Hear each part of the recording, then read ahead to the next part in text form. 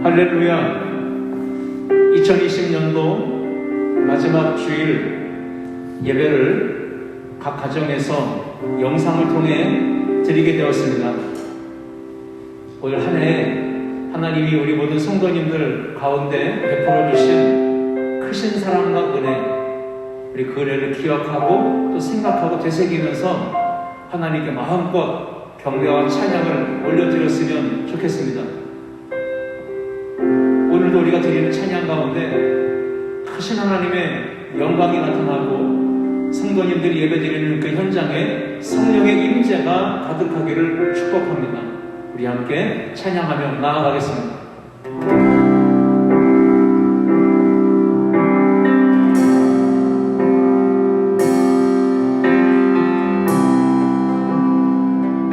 찬양하겠습니다. 주의 사랑을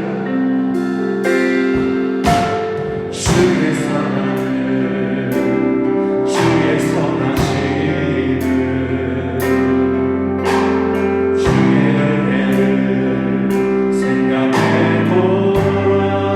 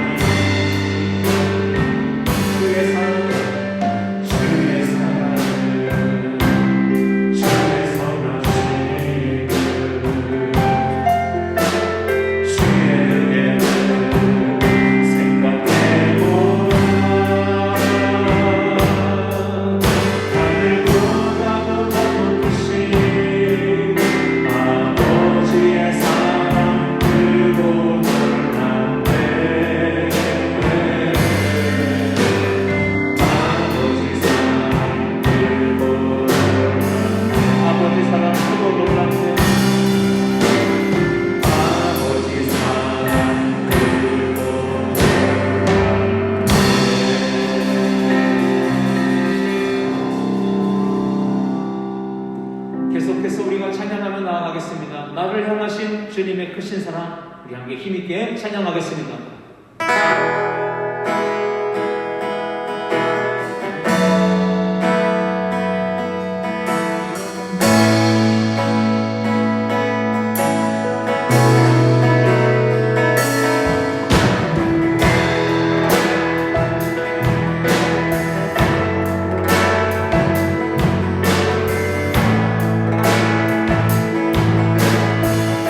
찬양하겠습니다. 밥을 향한 주의 사랑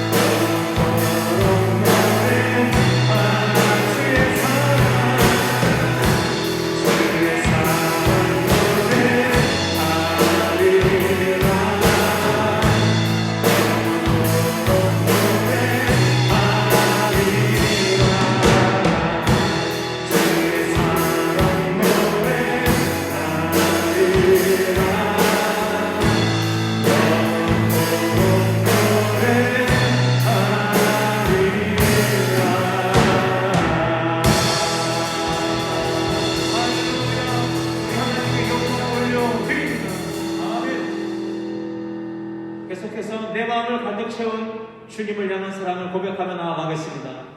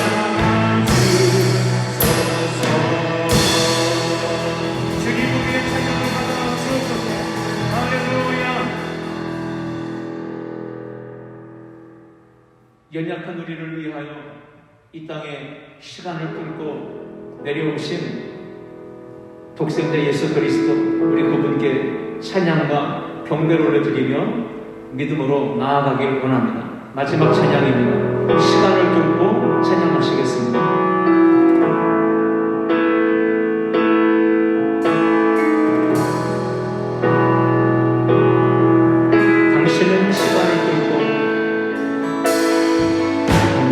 시간을 뚫고 이 땅 가운데 오셨네. 우리 없는 하늘 원치 않아 우리 삶에 오셨네. 자신의 떠난 버리고 우리에게 평안 주셨네. 가장 낮은 자의 모습으로 우리 삶에 오셨네. 당신은 시간을 뚫고 당신은 시간을 뚫고 이 땅 가운데 오셨네.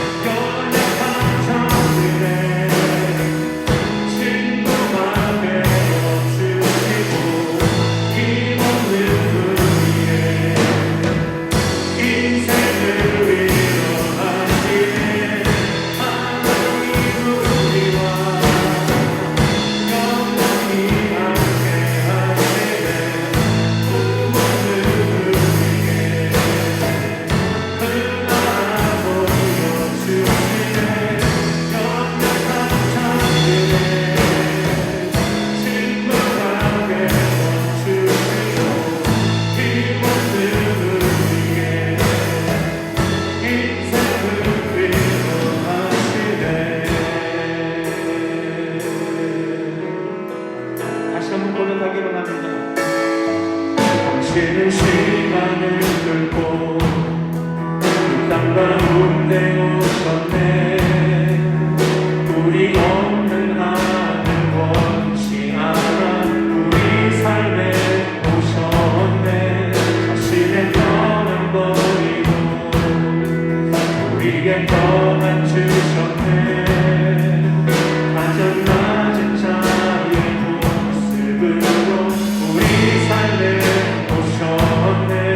하나님 우리와 영원히 함께 하시리라.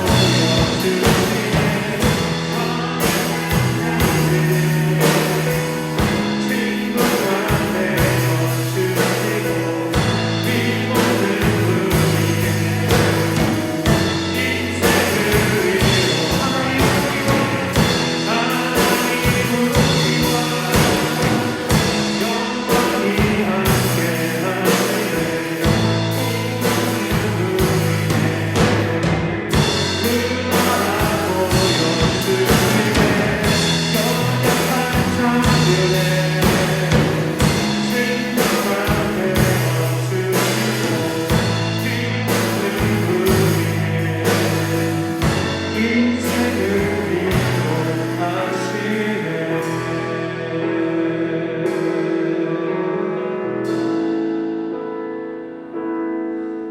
2020년도 마지막 주일, 오늘도 우리 가운데 주실 말씀을 기대하며 하나님의 음성을 듣기로 하는 마음으로 우리 함께 기도하시며 나아가겠습니다. 기도하겠습니다.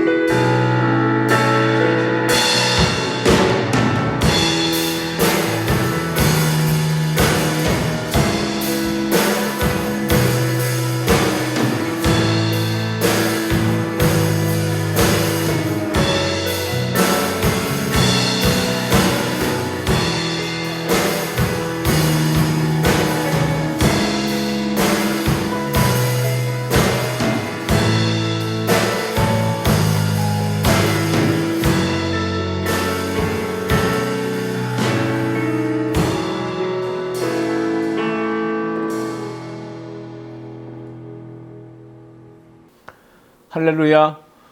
2020년도 한 해를 마무리하는 마지막 주일 예배입니다. 온라인 영상 예배로 하나님 앞에 예배하는 우리 모든 성도님들, 지금 현재 그곳에 가정, 직장, 어디든지 하나님의 은혜가 평강이 여러분들과 함께 하시기를 주님의 이름으로 축복합니다. 오늘 함께 은혜 나누실 말씀은 구약성경 신명기 28장 12절부터 14절까지 말씀입니다. 오늘 본문의 말씀을 다 같이 함께 합독해서 읽겠습니다.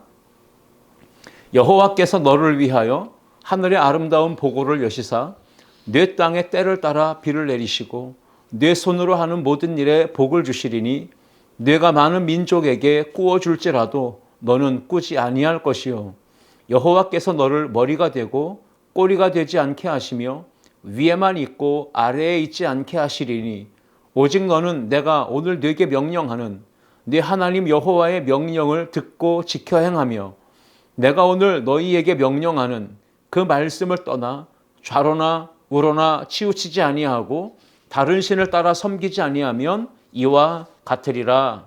아멘. 오늘 본문의 말씀을 가지고 치우침 없는 걸음으로 라는 제목으로 함께 은혜를 나누고자 합니다. 2020년도를 시작할 때 저희는 교회 표어로 치우침 없는 걸음으로 라는 주제를 삼고 함께 믿음의 길을 한 해 동안 걸어왔습니다. 올 한 해에도 여러분들의 삶 속에 치우침 없는 믿음의 걸음을 걷기 위하여 부단히 믿음의 씨름을 하며 영적인 싸움을 하며 온 힘을 다해서 주님을 예배하며 끝까지 경주하셨는데 올 한 해가 이렇게 마무리되고 또 새로운 한 해가 다가오고 있을 때 저희들 마음속에 변함없는 열정, 한결같은 주님을 향한 사랑으로 가득해서 올해도 그랬듯이 내년에도 저희가 주님 앞에 서는 그날까지 이 믿음의 길에서 이탈되지 아니하고 치우침 없는 걸음으로 끝까지 신앙의 경주를 완주하는 저희 모든 성도님들 되시기를 주님의 이름으로 축복합니다. 세상 사람들이 살아가는 모든 삶의 환경을 돌아보면 그 안에는 반드시 갈등이 일어나고 또는 분열과 분쟁, 다툼, 싸움, 전쟁이 끊이지 않는다는 것을 우리는 잘 알고 있습니다. 보이지 않는 공간, 사이버 세계 속에서도 SNS를 통해 이념과 사상과 가치관, 그것들의 차이로 인해서 발생하는 의견 대립 또는 상반된 주장이 계속 마주하며 공방을 벌이고 다툼을 벌이고 있습니다. 페이스북이나 네이버 밴드라든지 카카오톡, 단체 톡방 등의 이러한 사이버 공간 안에서 많은 사람들이 서로 시비를 걸거나 다툼을 일으키거나 악플로 상대방에게 상처를 주고 공격을 가하는 이런 일들이 벌어지고 있습니다.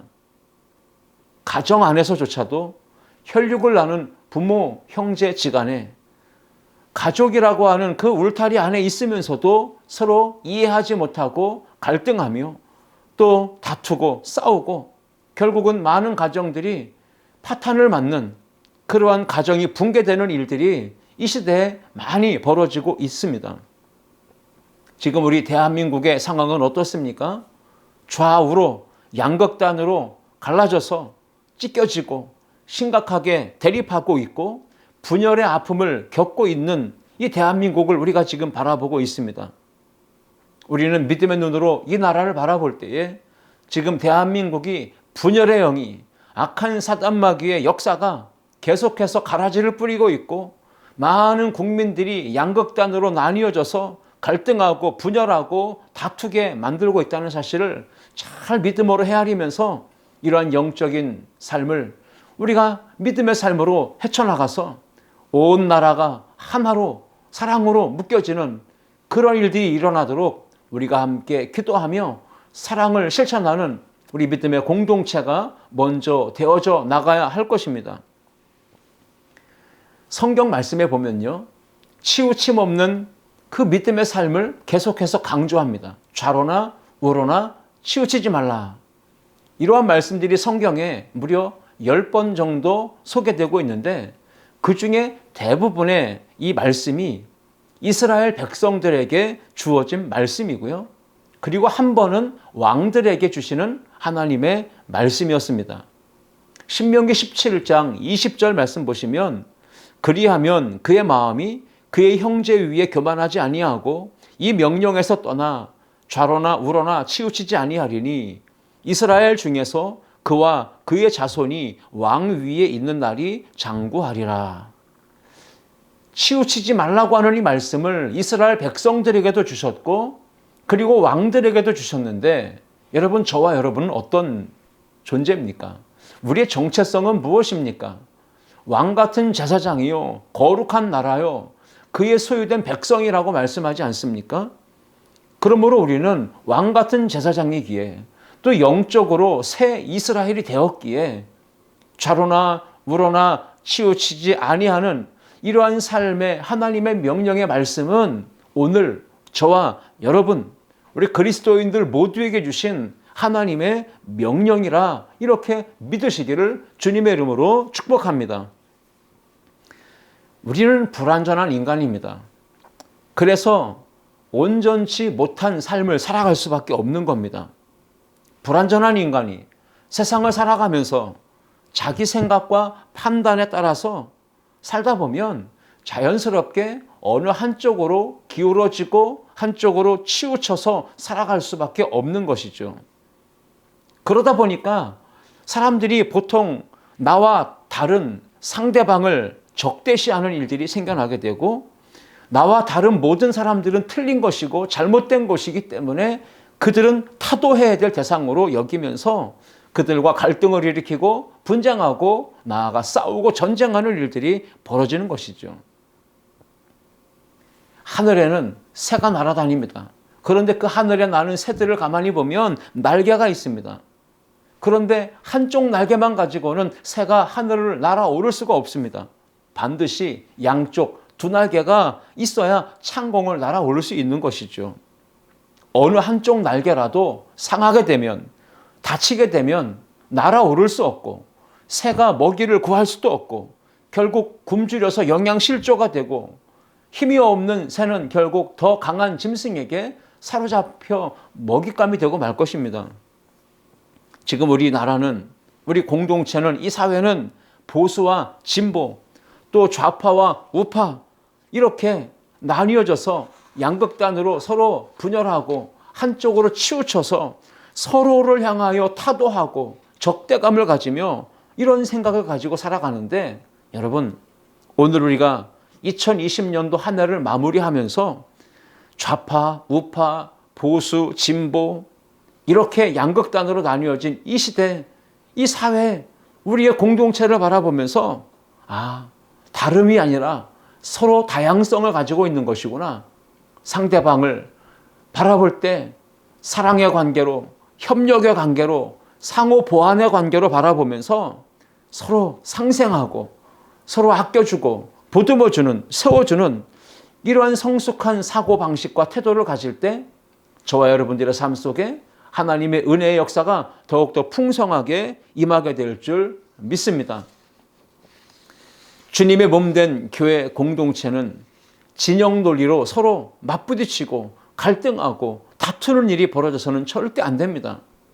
그런데 오늘날 많은 교회에서 이렇게 서로 양극단으로 이념과 사상과 가치관과 신앙관의 차이로 인해서 맞부딪히고, 그리고 결국 갈등하며 분쟁을 일으키다가 결국 교회 안에 심각한 문제가 발생하는 것들을 종종 보게 됩니다. 우리 아름다운 교회는 절대로 한쪽 편으로 치우쳐서 갈등을 일으키는 말이나 행동 절대로 해서는 안 될 것입니다. 아름다운 교회가 정치적인 사상이나 이념으로 인하여 성도들 간에 갈등하고 분열하는 일이 벌어지지 않도록 우리 모든 성도님들이 서로서로를 잘 배려하고 존중해주고, 우리가 말이나 행동을 조심하면서 좌로나 우로나 어느 한쪽으로 극단에 치우치지 않고 교회를 사랑의 공동체로, 거룩한 공동체로 함께 세워나가는 은혜가 저 여러분 가운데 계속해서 있기를 주님의 이름으로 축복합니다. 오늘 본문의 말씀을 통해서 우리에게 들려주시는 하나님의 말씀을 함께 상고합니다. 첫 번째, 같이 읽겠습니다. 좌우로 치우치는 것을 조심해야 합니다. 좌우로 치우친다는 말을 국어사전에서 찾아보면 균형을 잃고 한쪽으로 쏠리는 현상을 의미합니다. 여러분, 타락한 인간은 완전할 수가 없습니다. 불완전합니다. 그렇기 때문에 본능적으로 본래부터 우리는 중심을 잡는데 어려움을 겪습니다. 쉽게 균형을 잃게 되고 한쪽으로 치우쳐 살아갈 수밖에 없는 그러한 연약한 인생인 것이죠. 시편의 기자는 이렇게 말합니다. 시편 14편 2절과 3절 말씀에 여호와께서 하늘에서 인생을 굽어 살피사 지각이 있어 하나님을 찾는 자가 있는가 보려 하신즉 다 치우쳐 함께 더러운 자가 되고 선을 행하는 자가 없으니 하나도 없도다 라고 말씀합니다. 여러분, 시편의 이 기자의 말을 사도 바울이 로마서 3장에서 이렇게 인용했습니다. 로마서 3장 10절로 12절입니다. 기록된 바 의인은 없나니 하나도 없으며 깨닫는 자도 없고 하나님을 찾는 자도 없고 다 치우쳐 함께 무익하게 되고 선을 행하는 자는 없나니 하나도 없도다. 인간은 누구나 다 한쪽으로 치우쳐 있는 존재라고 하는 것을 성경이 선언하고 있는 것입니다. 우리는 어떤 존재입니까? 한쪽으로 치우쳐 기울어져서 쏠려서 살아갈 수밖에 없는 것, 이것이 우리의 실존이고 우리의 연약한 모습이라는 것을 인정하고 고백할 수 있어야 합니다. 내가 종종 균형을 잃을 수 있고 중심을 잃을 수 있고 한쪽으로 치우쳐 있을 수 있다. 내가 이렇게 온전치 못한 사람이라는 것을 인정할 때, 그때 우리는 공동체 안에서 서로 어우러지고 화평한 관계를 만들며 살아갈 수 있는 겁니다. 근데 많은 사람들은 이런 생각을 하지 않는 것 같습니다. 나만 빼놓고 다른 사람들은 모두 다 틀렸다. 나는 정도를 걷고 중심을 지키고 있는데 다른 사람들은 전부 다 한쪽으로 치우쳐 있다. 이렇게 생각하는 것이죠. 여러분, 우리는 다 죄인입니다. 우리는 다 온전치 못합니다. 그러한 것을 인정하고 고백할 때 다른 사람과 갈등의 문제가 사라질 것이고 다투거나 경쟁하거나 이런 싸우는 일들이 발생하지 않게 되는 것입니다. 내가 유한한 피조물이고 내가 연약한 인생이고 내가 불완전하기 때문에 나에게는 쏠림 현상도 나타날 수 있고 중심을 잃을 수도 있고 균형 감각을 놓치고 무너져 내릴 수도 있다는 것을 항상 기억하고 우리는 하나님의 은혜 안에서 겸손하면서 치우침 없는 믿음의 걸음을 걷기 위해 부단히 애쓰고 노력해야 하는 그러한 삶을 살아가야 되는 것입니다. 오늘 읽은 신명기 28장 말씀은 우리에게 복과 저주에 대해서 분명하게 교훈을 해주고 있습니다. 1절부터 14절 이 본문의 말씀에는 하나님이 주시는 복을 이야기하고 있고요. 그 이후에 15절부터 저주의 말씀을 주고 있습니다. 오늘 전반부의 내용이죠. 1절부터 14절까지 하나님께서 복을 주실 때 어떠한 조건을 가질 때 복을 주시겠다고 말씀하셨습니다. 오늘 본문 28장 1절을 한번 보시겠습니다. 내가 내 하나님 여호와의 말씀을 삼가 듣고 내가 오늘 네게 명령하는 그의 모든 명령을 지켜 행하면, 여러분, 이것이 바로 복을 받을 때 우리에게 주시는 하나님의 조건의 말씀입니다. 여호와의 말씀을 삼가 듣고 그의 모든 명령을 지켜 행하면 이란 것이죠. 그리고 오늘 14절에 이르러서 하나님은 수많은 복을 말씀하시면서 그 복들을 받을 수 있는 부가적인 조건을 하나 더 추가해서 말씀하셨어요. 내가 오늘 너희에게 명령하는 그 말씀을 떠나 좌로나 우로나 치우치지 아니하고 다른 신을 따라 섬기지 아니하면 이와 같은 복을 받겠다라고 하는 것입니다. 좌로나 우로나 치우치지 않는 개인, 가정, 교회 공동체, 사회, 민족이 하나님께서 주시는 복은 14가지 이상 된다는 거예요.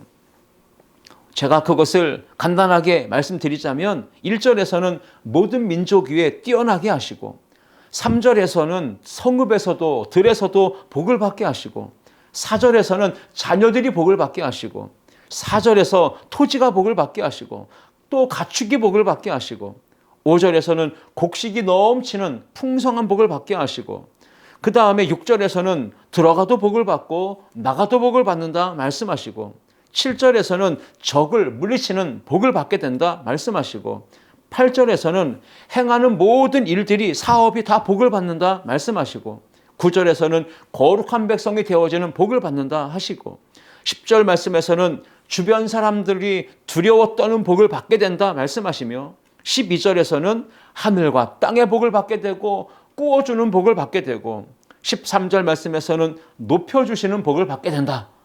이 놀라운 복들이 언제 주어지는 것입니까? 하나님의 말씀을 듣고 지켜 행할 때, 그리고 좌로나 우로나 치우치지 아니하고 우상 숭배에 빠지지 아니하면 하나님이 약속하신 이 모든 복을 주시겠다 약속하신 것입니다. 여러분, 바다에 배가 떠다니죠.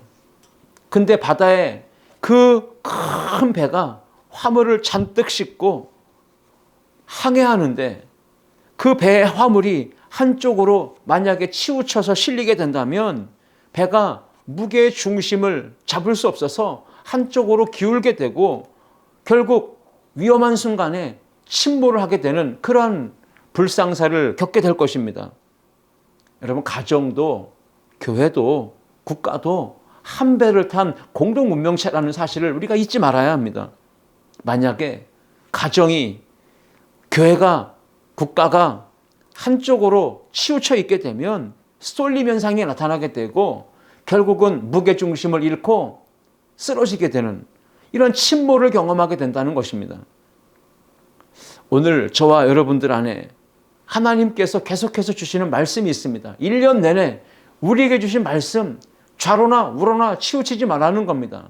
믿음의 걸음, 정도를 걸으며 한쪽으로 치우치지 말고 주님만을 바라보고 걸어가라 말씀하신 것입니다.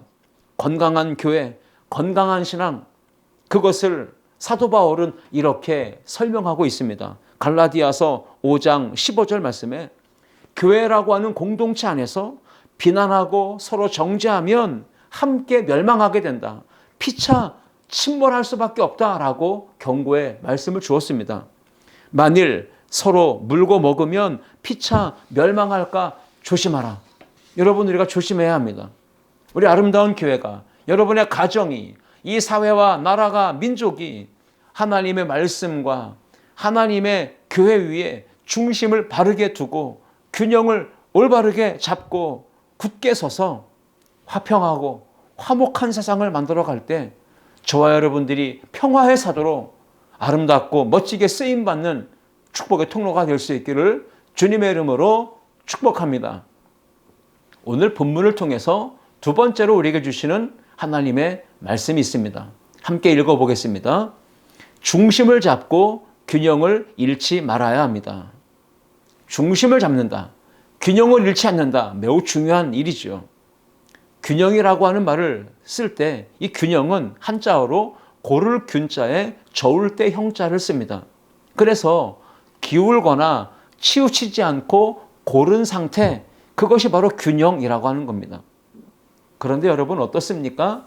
이 세상의 만사가, 모든 일들에는 언제나 불완전한 인간이 그 안에 있기 때문에 중심을 잃기 쉽고 기울어지기 쉽고 한쪽으로 치우치기 마련이죠. 그래서 하나님의 백성으로 구별된 저와 여러분들은 기울어지기 쉽고 치우치기 쉽고 한쪽으로 쏠리기 쉬운 이 세상에 들어가서 살아가면서 인생의 항해를 하고 신앙생활의 여정을 나아갈 때에 항상 중심 바로잡기 위해서, 또 균형을 잃지 않기 위해서 노력하고 힘쓰고 애써야만 하는 것입니다. 큰 배가 바다 위를 떠다닐 때 항해를 하는데, 여러분 배가 생긴 모습을 보십시오. 배가 아래쪽이 이렇게 평평할까요? 아니면 이렇게 뾰족하게 되어 있을까요?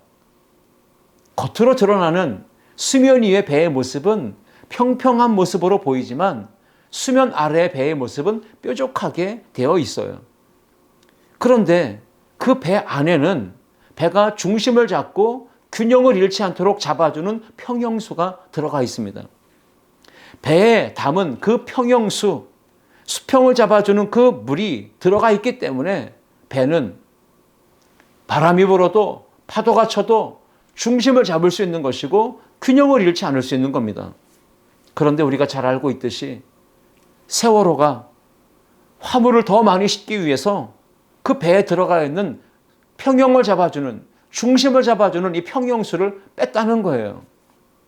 그리고 화물을 더 많이 싣고 항해를 하다가 커브를 돌면서 이 짐이 한쪽으로 쏠리자 중심을 잡지 못하고 균형을 잃으면서 한쪽으로 치우쳐 결국 쓰러지게 되고 배가 바닷속으로 침몰하는 정말 비참한 이 참사가 벌어지고 말았던 겁니다.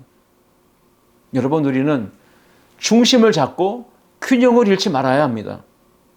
우리의 심령 안에 하나님의 말씀이라고 하는 생수로 채워야 합니다.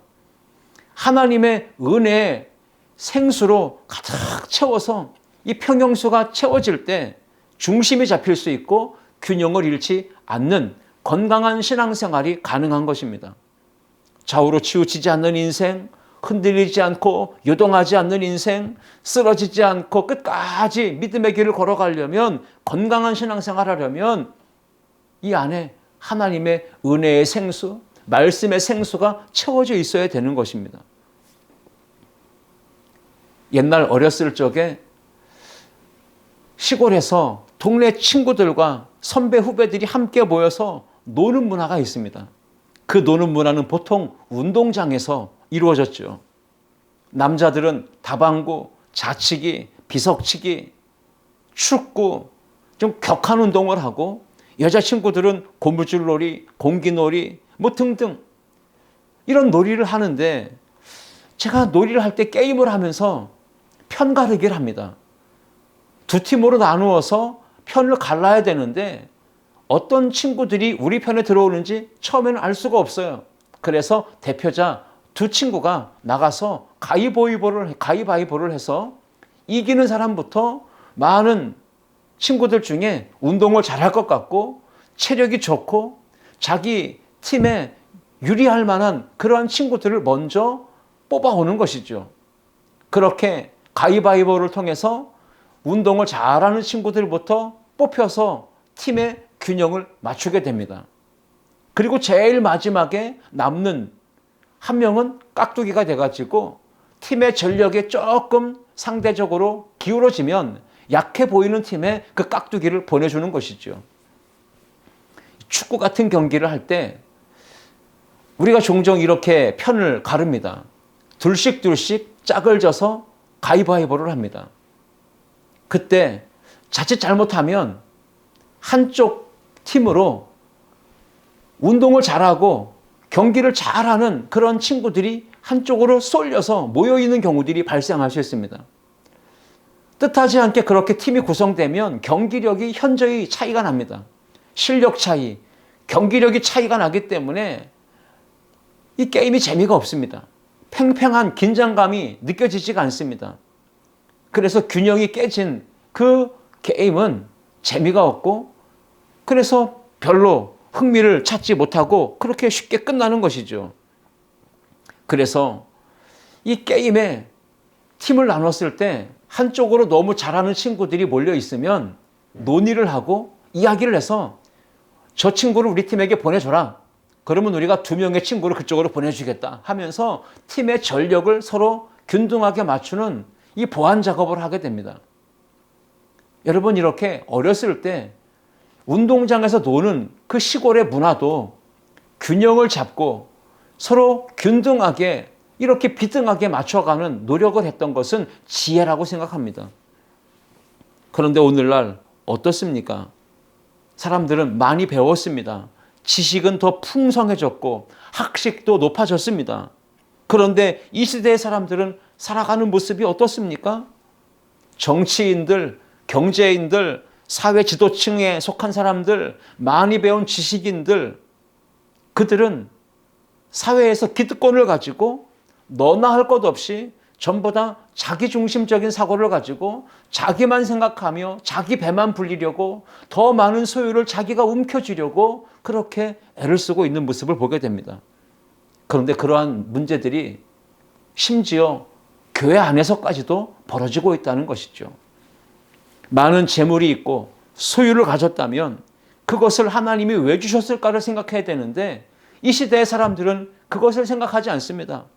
혼자만 더 움켜쥐고 더 많이 재물을 쌓아두기 위해서 불법을 행하고 독식하려 하는, 약자를 착취하고 가난한 사람들을 짓밟고 힘이 없는 사람들을 깔보며 무시하며 그렇게 더 많은 것들을 자기의 손에 움켜쥐려고 하는 것이죠. 교회를 향하신 우리 하나님의 마음, 저와 여러분들을 향한 우리 하나님의 마음은 무엇일까요? 그것은 이 사회에 치우침이 쉽고 쏠리기 쉽고 균형을 잃기 쉽고 중심을 잃기 쉬운 이러한 사회에 살아가는 수많은 사람들 중에는 가난한 사람들이 있습니다. 소외된 사람들이 있습니다. 헐벗은 이웃이 있습니다. 그들에게 우리에게 주신 재물과 소유를 나누고 베풀고 꾸어주라는 것이죠. 요즘 세상은 불공정한 일, 불공평한 일들이 참으로 너무 많이 벌어지고 있습니다. 일방적으로 편을 가르고 처음부터 기울어진 운동장에서 그 게임을 처음부터 그렇게 출발하는 일들이 많이 있는 것 같습니다. 우리 사회에서 종종 흔히 들려지는 말들이 있다면 흙수저, 은수저, 금수저 이런 표현이에요. 거기다가 갑질이라고 하는 표현들도 많이 쏟아져 나오고 있습니다. 이렇게 중심을 잡지 못하고 한쪽으로 치우쳐 기울어진 세상을 살아가는 그리스도인들, 저와 우리 모든 성도님들은 어떻게 살아가야 할까요? 사도 바울은 이렇게 그리스도인들 교회 공동체를 향해서 권면했습니다. 사도행전 20장 35절 말씀입니다. 범사에 여러분에게 모본을 보여준 바와 같이 수고하여 약한 사람들을 돕고 또 주 예수께서 친히 말씀하신 바 주는 것이 받는 것보다 복이 있다 하심을 기억하여야 할지니라. 우리가 수고해서 약한 사람들을 도와주라는 겁니다. 예수님께서 우리에게 친히 당부하시며 말씀하신 것처럼 주는 것이 받는 것보다 훨씬 더 복이 있다 하신 말씀을 기억해야 하는 것이죠. 그래서 바울 사도 자신도 중심을 잡고 균형을 잡는 이 일을 위해서 항상 약자들을 먼저 생각하고 가난한 자들을 돕는 삶을 살기를 자신의 인생의 모토, 신앙생활의 모토로 삼았던 것입니다. 세상 사람들은 아름다운 미모, 멋진 몸매를 만들려고 가꾸려고 그렇게 노력하면서 많은 것들을 투자하고 있죠. 몸의 건강을 위해서, 체력을 기르기 위해서, 몸의 밸런스, 균형을 맞춰주기 위해서 운동하는 건 당연히 좋은 것이죠. 그런데 여러분, 몸의 균형을 잡는 것 못지않게 중요한 게 뭐죠? 이 코로나19 시대 2020년도 참 힘들게 우리가 한 해를 버텨왔는데 정말 몸의 균형을 잡는 것보다도 더 중요한 게 있다면 마음의 균형을 잡는 거예요. 마음의 방역을 하자라는 말을 하지 않습니까? 여러분, 몸을 많이 움직이는 일을 하는 분들은요, 육체 노동에 피로감이 쌓이죠. 그래서 그분들은 적당한 쉼과 휴식이 필요한 겁니다. 정적으로 잠시나마 한적하게 여유를 누릴 수 있는 그런 시간을 갖는 것이 많이 필요하죠.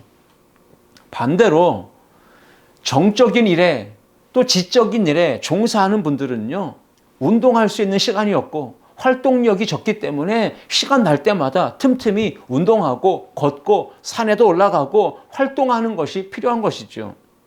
그래서 워라밸이라고 하는 말이 나오죠. 일과 개인의 삶, 그 사이에 균형을 잡아주는 것, 이것을 뜻하는 말이에요. 우리는 중심을 잡고 균형을 잡는 일을 신중하게 더 잘 해나가야 합니다. 여러분, 세상 사람들은 몸의 균형을 잡으려고 부단히 노력하죠. 이제는 마음의 균형을 잡으려고 또 힘쓰고 애써야 합니다. 뿐만 아니라 한층 더 우리 그리스도인들에게는 몸의 균형도 마음의 균형도 중요하지만 영적인 균형을 잡는 것이 더더욱 필요한 것이죠. 하나님과의 만남, 교제, 사귐, 그것을 위해서 매일같이 말씀을 묵상하고 경건의 삶을 살면서 깨어서 기도하고 하나님 앞에 예배하고 주어진 직분과 사명에 열심을 다해 헌신하고 봉사하고 충성하며 나아가 하나님이 주신 은혜를 가지고 세상에 나아가 이웃에게 사랑을 실천하는 봉사와 구제의 삶을 살고 가장 중요한 것은 내게 주신 재물과 건강과 소유를 떼어서 하나님 나라와 복음을 위해서 기꺼이 드리는 이 선교적 헌신의 삶을 사는 것이 매우 중요한 겁니다. 이것이 바로 균형 잡히고 중심 잡힌 그리스도인의 삶이에요. 그러나 오늘 많은 그리스도인들이 한쪽으로 너무 치우쳐 있습니다. 봉사에만 치우쳐 있다든지 기도에만 치우쳐 있다든지 말씀 듣는 것에만 치우쳐 있다든지 한쪽으로 너무 치우쳐 있어서 균형을 잃고 중심을 잃은 그리스도인들이 참으로 많습니다. 말씀 듣는 데만 집중하는 성도들은 영적인 비만이 나타나게 되고 머리만 커지는 이런 일들이 발생하게 됩니다. 그래서 하나님의 말씀을 듣고 배우고 깨달았고 은혜가 있다면 반드시 세상에 나아가 우리의 삶 속에서 그 말씀대로 지켜 행하고 순종함으로 나아갈 때 건강하고 그리고 성숙한 신앙인으로 살아갈 수가 있는 겁니다. 예수님께서 마지막으로 세상을 떠나시면서 승천하시면서 제자들에게 주신 말씀, 저와 여러분에게 남기신 명령은 무엇입니까? 그것은 행동하는 그리스도인이 되라고 하는 것입니다. 마태복음 28장 19절로 20절 말씀 보시면 네 가지 동사를 강조하고 있다는 걸 보게 됩니다. 그러므로 너희는 가서 모든 족속을 제자로 삼아 아버지와 아들과 성령의 이름으로 세례를 베풀고 내가 너희에게 분부한 모든 것을 가르쳐 지키게 하라. 볼지어다 내가 세상 끝날까지 너희와 항상 함께 있으리라 하시니라. 네 가지 동사가 나왔어요. 가서 제자로 삼아 세례를 베풀고 가르쳐 지키게 하라. 다 행동이 요구되는 것들입니다. 실천적인 삶이 요구되는 말씀이에요. 야고보 사도는 그래서 행동하지 않고 실천하지 않는 신앙, 그 믿음은 아무런 유익이 없다 말하면서요, 행함이 없는 그 믿음이 죽은 것이라 이야기합니다. 야고보서 2장 14절입니다. 내 형제들아, 만일 사람이 믿음이 있노라 하고 행함이 없으면 무슨 유익이 있으리요? 그 믿음이 능히 자기를 구원하겠느냐? 라고 말했고요. 이어지는 17절에서는 이와 같이 행함이 없는 믿음은 그 자체가 죽은 것이라 말씀을 했습니다. 여러분, 교회 안에서 예배를 드리죠. 하나님의 은혜가 임하죠. 하나님의 영광을 보게 되고 임재를 체험하죠. 그랬다면 이후에 세상에 나아가서 하나님의 은혜를 전하며 실천하는 삶을 살아가야 됩니다. 그러할 때 좌우로 치우치지 않고 중심 잡고 균형을 잃지 않는 영적 건강한 신앙인이 될 수 있는 겁니다. 우리 아름다운 교회 성도님들 모두가 하나님 말씀을 믿음으로 실천함으로 중심을 잡고 균형을 잃지 않는 건강한 신앙인들이 다 되시기를 주님의 이름으로 축복합니다. 이제 마지막 세 번째, 하나님께서 우리에게 주시는 메시지를 듣고자 합니다. 함께 읽겠습니다. 치우침 없는 걸음으로 사명을 감당해야 합니다. 아멘. 이 땅에 존재하는 모든 교회 그리고 모든 성도들은 치우치지 않으려면, 그리고 중심을 잡고 균형을 잃지 않으려면 반드시 주어진 사명 부단히 노력하면서 감당해 나가야 합니다. 근데 어떤 사명을 어떻게 감당해야 될까요? 그것은 몇 가지로 간단하게 말씀드리려고 합니다. 첫 번째는 화목하게 하는 사명을 우리가 받았으니 그 직분 잘 감당해야 된다는 것이죠. 고린도후서 5장 18절 말씀에 바울은 이렇게 이야기합니다. 그가 그리스도로 말미암아 우리를 자기와 화목하게 하시고 또 우리에게 화목하게 하는 직분을 주셨으니 라고 말하죠. 예수님은 어떤 분이십니까? 하나님과 죄인된 우리 인간들 사이에 중보자가 되셨어요. 화해자가 되셨어요. 이 땅에 오셔서 십자가로 우리와 하나님과의 관계를 화목하게 하셨습니다. 뿐만 아니라 하나님은 예수님을 통해서 우리에게도 동일한 직분을 맡겨주셨어요. 우리에게 화목하게 하는 직분을 주셨다, 사명을 주셨다는 것입니다. 그러므로 저와 여러분은 이 치우치기 쉽고 한쪽으로 쏠리기 쉽고 중심을 잃고 쓰러지기 쉬운 이 세상 속에 살면서 많은 사람들과 관계할 때에 대화할 수 있어야 되고 소통할 수 있어야 되고 하나가 되는데 힘써야 되고 화목한 관계를 유지하는데 우리가 노력해 나가야 하는 것입니다. 화목하게 하는 직분을 받았음을 기억하고 우리는 그 사명 더욱더 끝까지 잘 감당하는 성도님들 되시기를 주의 이름으로 축복합니다. 뿐만 아니라 우리에게 하나님은 사랑으로 용서하며 먼저 상대방에게 손을 내밀어 잡아주라 말씀을 하고 계십니다. 하나님께서 독생자 예수님을 이 세상에 보내셔서 죄로 인하여 죽어가는 우리 인생을 대신하여 십자가에 달려 죽게 하셨습니다.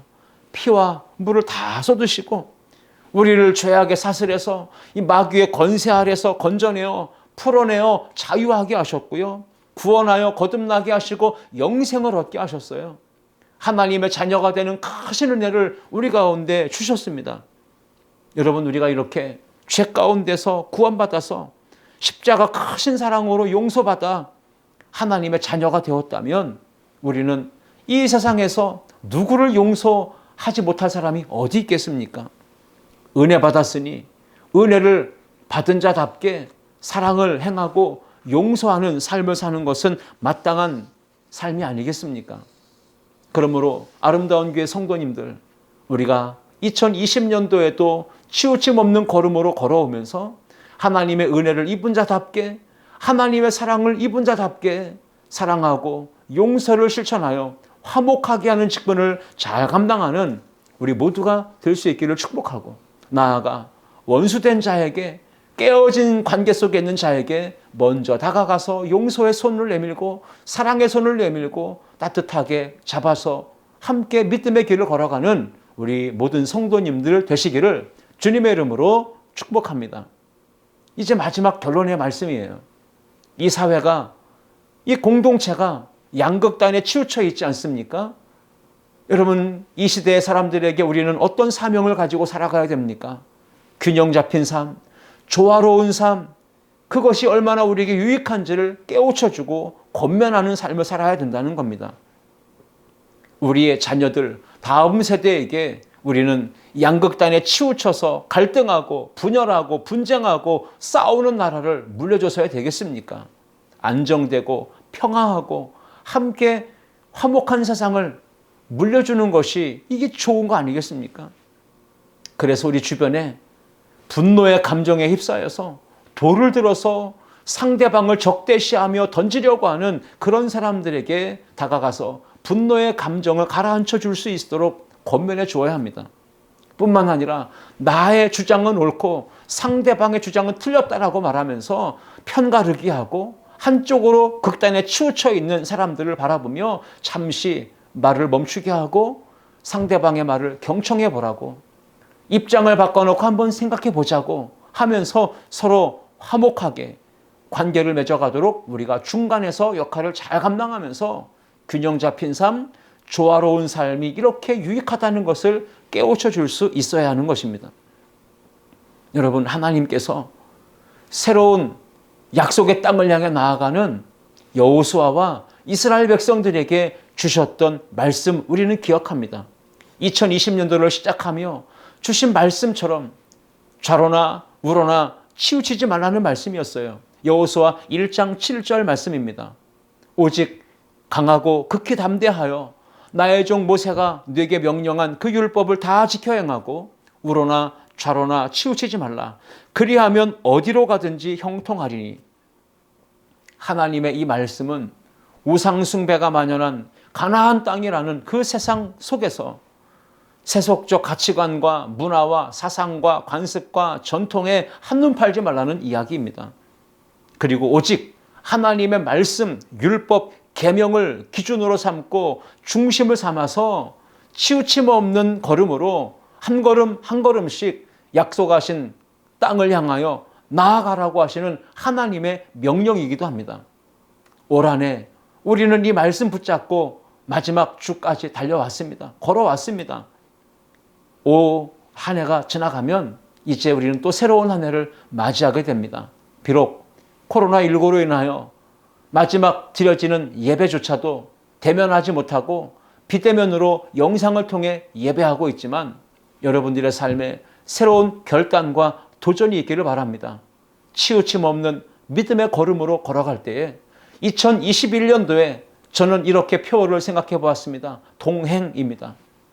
주님 내 안에, 내가 주님 안에 거하면서 믿음의 동행을 할 때 우리는 치우침 없는 걸음으로 또 한 해를 승리하는 삶을 살아갈 수가 있을 것입니다. 오늘 주신 말씀 기억하시고요.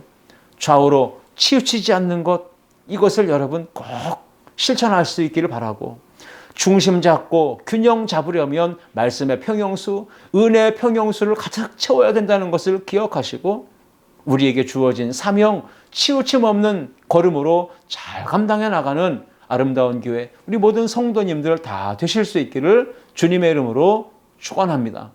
기도하시겠습니다. 사랑의 하나님 아버지, 감사합니다.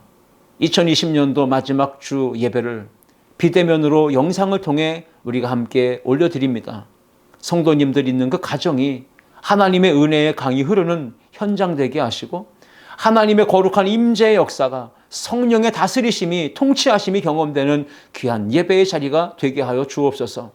주신 말씀 붙잡고 우리가 2020년도를 잘 마무리할 뿐 아니라 또 새롭게 다가오는 2021년도에도 치우침 없는 걸음으로 주님과 동행하며 우리가 함께 끝까지 믿음의 길을 잘 걸어갈 수 있도록 주님께서 인도하여 주시고 날마다 성령으로 감동 감화시켜 주시옵소서. 올 한 해도 복 주셨듯이, 은혜 주셨듯이 그 은혜와 사랑을 인하여 감사하게 하시고 하나님의 은혜 찬송하게 하시며 하나님께 은혜 받은 바 이 은혜를 나누고 베풀며 꾸어주고 실천하는 그리스도인들이 다 되게 하여 주옵소서. 모든 영광과 찬송을 주님께 올려드리며 예수님의 이름으로 기도하옵나이다. 아멘.